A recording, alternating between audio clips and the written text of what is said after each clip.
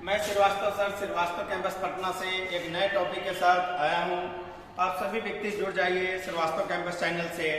और आज का जो टॉपिक है पजल काफी टफ आपको लगता है। बैंकिंग, एसएससी और रेलवे में मेनली रूप से बैंकिंग और रेलवे में पजल पूछता है और एसएससी भी पूछता है। तो इसमें पजल पार्ट 1 हम आपको एक दिन बताए थे।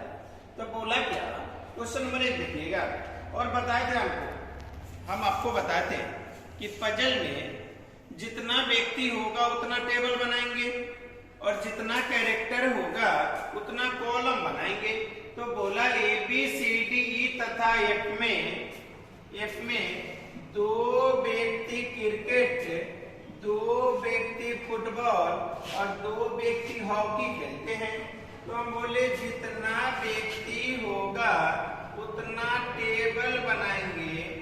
टोटल व्यक्ति 6 है, A B C D E और एफ। तो जितना व्यक्ति होगा उतना टेबल बनाएंगे, जितना व्यक्ति उतना टेबल और जितना कैरेक्टर होगा उतना कॉलम बनाएंगे। बोला व्यक्ति तो 6 हैं, इनमें से 2 व्यक्ति क्रिकेट खेलता है, 2 व्यक्ति फुटबॉल खेलता है और 2 व्यक्ति हॉकी खेलता है। तो कुछ नहीं करेंगे, यहाँ पे लिख देंगे क्रिकेट में कितना 2 तो +2, अब फुटबॉल में भी कितना तो 2 तो +2 और हॉकी भी खेलता कितना है तो 2 यानी +2। बोला 2 व्यक्ति क्रिकेट, 2 व्यक्ति हॉकी और 2 व्यक्ति फुटबॉल खेलता है। उसके बाद बोला बी तथा सी सामान्य खेल खेलता है, यानी बी और सी का खेल जो होगा वो सामान्य होगा। सामान्य मतलब सही, यानी जो बी खेलेगा वही सी खेलेगा, जो सी खेलेगा वही बी खेलेगा। नहीं पता है तो यहाँ पे लिख दी। फिर क्या बोल रहा है कि ए तथा एफ का खेल सामान्य नहीं है, ए तथा एफ का खेल सामान्य नहीं है। तो ये पे लिखेंगे ए और एफ का खेल समान नहीं है, मतलब क्रॉस है। जो ए खेलेगा वह एफ नहीं खेलेगा, जो एफ खेलेगा वह ए नहीं खेलेगा। फिर बोला ई क्रिकेट खेलता है, ई क्या खेलता है क्रिकेट। तो ई क्रिकेट खेलेगा तो फुटबॉल नहीं हॉकी नहीं, ई क्रिकेट खेलेगा तो ना ही फुटबॉल ना ही हॉकी खेलेगा। फिर बोला एफ क्रिकेट अथवा फुटबॉल नहीं खेलता है। एफ जो है ना ही क्रिकेट खेलता है और ना ही फुटबॉल खेलता है, मतलब एफ ना ही क्रिकेट ना ही फुटबॉल तो खेलेगा क्या, हॉकी। और जब एफ हॉकी खेलेगा तो कोई हॉकी नहीं खेलेगा। दिया तो इतना ही कंडीशन है। अब जो कंडीशन को पूरा नहीं किया उसको नीचे लिखे थे। अब पजल हमें नहीं पढ़ना, अब यहाँ देखेंगे। ए तथा एफ का खेल समान नहीं है, मतलब एफ हॉकी खेलता है तो एफ खेलेगा सो ए नहीं खेलेगा, एफ हॉकी खेलेगा तो अब ए हॉकी नहीं खेलेगा। फिर बोला बी तथा सी समान खेल खेलता है, जो बी खेलेगा वही सी खेलेगा और जो सी खेलेगा वही बी खेलेगा। तो बी और सी तो यहाँ भी हो सकता है, बी और सी तो यहाँ भी हो सकता है और बी और सी तो यहाँ भी हो सकता है। अगर बी और सी को यहाँ रखते तो 1 2 और 1 कितना 3, लेकिन हमें हॉकी में 2 चाहिए तो स्पष्ट है हॉकी में बी और सी नहीं होगा। अगर बी और सी को यहाँ रखे तो क्रिकेट में भी 2 चाहिए तो 1 2 और 1 3 होता, तो ये भी तो नहीं होगा। ना ही क्रिकेट ना ही हॉकी, तो स्पष्ट है बाबू का बी और सी का खेल समान है तो ये दोनों के दोनों फुटबॉल खेलेगा। अब बी फुटबॉल खेलेगा तो क्रिकेट नहीं हॉकी नहीं, सी फुटबॉल खेलेगा तो ना ही क्रिकेट ना ही हॉकी। अब फुटबॉल में चाहिए कितना व्यक्ति, 2 व्यक्ति। एंट्री कितनी की हुई, 2 की, यानी और कोई भी व्यक्ति फुटबॉल नहीं खेलेगा।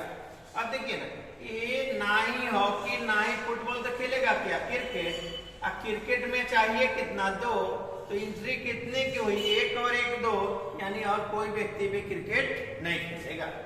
डी ना तो क्रिकेट ना ही फुटबॉल तो हॉकी खेलेगा। बोला प्रत्येक क्रिकेट में 2 हो गया, फुटबॉल में भी 2 और हॉकी में भी 2, यानी इस पजल को फुलफिल किया। आइए क्वेश्चन देखते हैं, बनाना एकदम आसान है। बोला क्रिकेट कौन खेलता है, तो खेलता हुआ आंसर होगा क्रिकेट कौन खेलता है, तो क्रिकेट तो ये भी खेलता है और ये भी खेलता है, तो क्रिकेट कौन खेलता है, तो आंसर होगा ए और ई और ई दोनों खेलेगा। क्वेश्चन नंबर 2 में बोला फुटबॉल कौन खेलता है, तो जो फुटबॉल खेलेगा वही आंसर, तो बी और सी फुटबॉल खेलता है, तो फुटबॉल खेल कौन खेलता है, तो आंसर होगा का बी और सी होगा। फिर बोला डी कौन सा खेल खेलता है, डी क्या खेलता है, हॉकी, तो इसका आंसर हॉकी होगा, हॉकी होगा।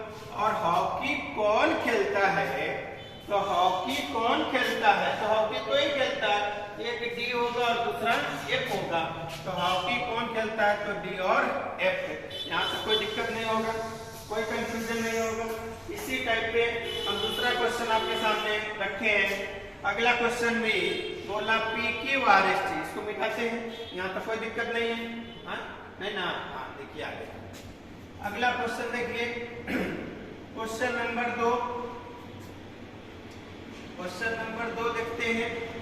बोला P Q R S T तथा यू में बोला 3 डॉक्टर, 2 इंजीनियर और 1 वकील है। बनाना आसान है, आपको पता हो गया कि जितना व्यक्ति उतना टेबल, जितना व्यक्ति उतना टेबल।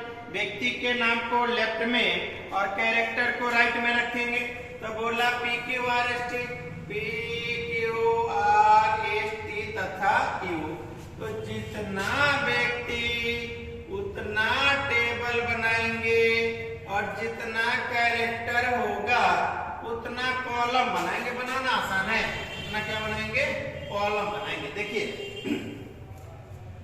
बोला P Q R S T तथा यू में 3 डॉक्टर, 2 इंजीनियर और 1 वकील है। तो बाबू का डॉक्टर कितना 3, इंजीनियर कितना 2 और वकील कितना, एडवोकेट मतलब वकील, वकील मतलब काला कोट कितना 1। आई बोला पी और एस का व्यवसाय समान है, अभी जस्ट आपने देखा था पी और एस का व्यवसाय समान है, यानी जो पैसा पी का होगा वही पैसा एस का होगा। फिर बोला क्यू और आर वकील नहीं है, वकील कौन नहीं है, क्यू और आर, तो यहाँ देखिए क्यू और आर एडवोकेट नहीं है, तो क्रॉस। क्यू और टी का व्यवसाय सामान्य है, क्यू और टी का व्यवसाय सामान्य है, यानी जो क्यू का पैसा होगा वही पैसा टी का होगा, जो पैसा टी का होगा वही पैसा क्यू का होगा। फिर बोला आर और टी का व्यवसाय समान नहीं है, मतलब आर और टी का व्यवसाय समान नहीं है, यानी जो आर का पैसा होगा वह टी का नहीं होगा और जो टी का होगा वह आर का नहीं होगा। तथा आर इंजीनियर नहीं, आर क्या नहीं, इंजीनियर नहीं। बस दिया तो इतना है। आइए देखते हैं।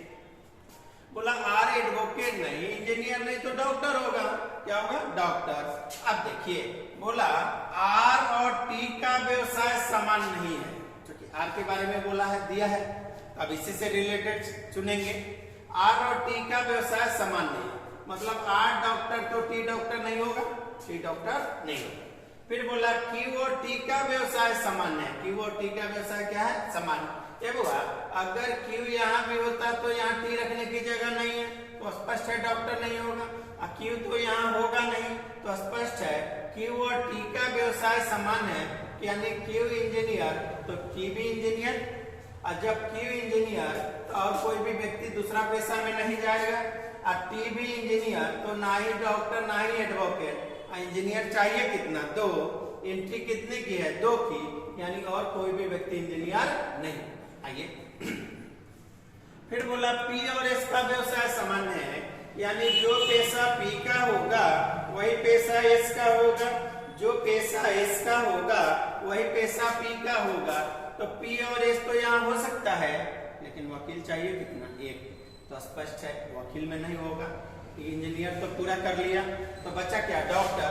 अब पी और एस का व्यवसाय समान, यानी पी डॉक्टर, तो पी और कोई दूसरा पेशा में नहीं होगा, और एस भी डॉक्टर तो और कोई दूसरा पेशा में नहीं, तो डॉक्टर में चाहिए कितना, 3, एंट्री कितनी की हुई, 3 की, क्या और कोई होगा नहीं। अब क्यू ना तो डॉक्टर ना इंजीनियर, तो होगा क्या, एडवोकेट। डॉक्टर में चाहिए कितना 3, एंट्री कितना 3, इंजीनियर में कितना 2 भी हो गया है, वकील कितना 1। तब क्वेश्चन बनाना आसान है, एकदम आसान होता है, पजल के टफ थोड़ी है।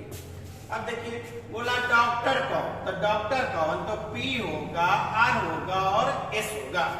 डॉक्टर होगा P, R और S। बोला Q का पेशा क्या है, तो Q तो पेशा से इंजीनियर है। बोला U का पेशा क्या है, तो U तो वकील है। इंजीनियर कौन है, इंजीनियर तो Q होगा और T होगा। इंजीनियर क्या होगा, Q और T होगा। फिर बोला बताओ R का पेशा क्या है, R पेशा से होगा डॉक्टर। क्या कोई दिक्कत नहीं ना, ठीक है। इस टाइप का क्वेश्चन तो बन जाएगा। थोड़ा सा इससे ट्विस्ट क्वेश्चन दिया है, क्वेश्चन नंबर 3। क्वेश्चन नंबर 3 दिखाते हैं इसको, देखिए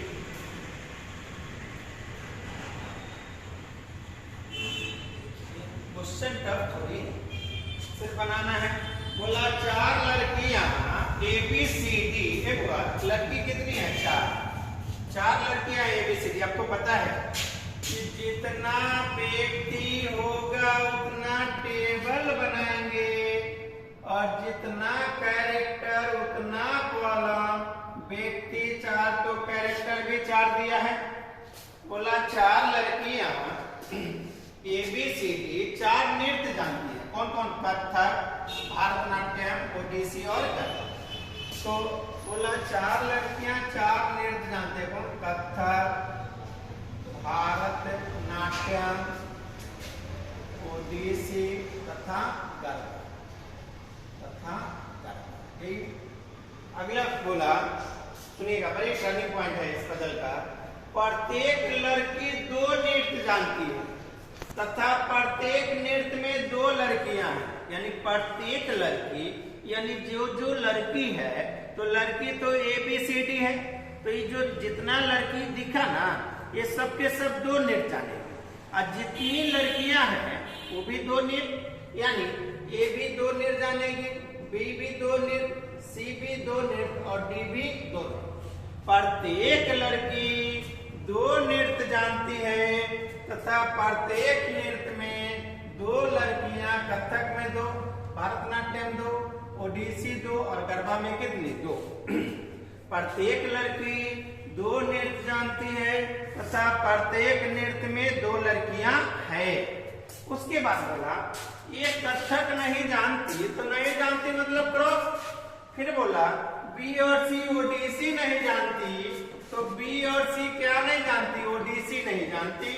फिर बोला B और D के नृत्य में केवल एक नृत्य सामान्य है, यानी B और D के नृत्य में केवल एक नृत्य क्या है, सामान्य है।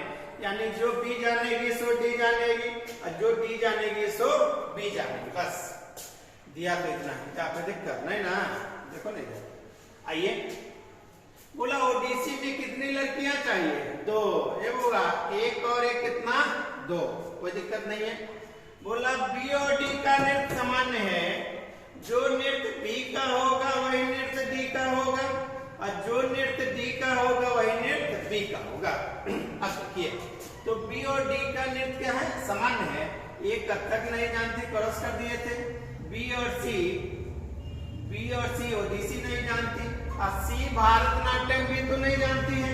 अब देखिए B और D का नृत्य समान है, जो B जानेगी सो D और जो D जानेगी सो B।